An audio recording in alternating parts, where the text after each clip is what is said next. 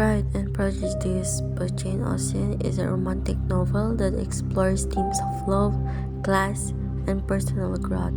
This story follows Elizabeth Bennet, a witty and independent young woman, as she navigates societal expectations and family dynamics.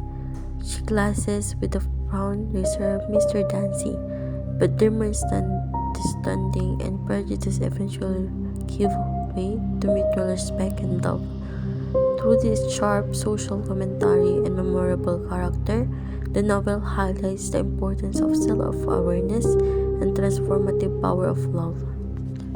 From moral philosophical perspective, Pride and Prejudice delves into the deep tension between virtue and vice, self-deception, and the importance of personal integrity. The primary moral conflict revolves around the character's ability to overcome their own prejudice, both societal and personal. Elizabeth's refusal to marry for convenience despite financial pressure emphasizes the importance of marrying for love and mutual respect.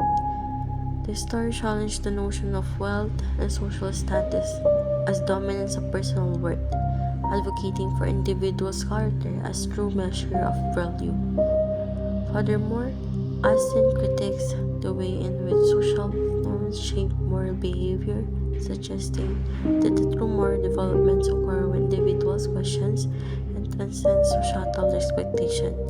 The philosophical underpinnings of novel invite readers to reflect on the balance between self-awareness, humility, and moral integrity in personal relationships.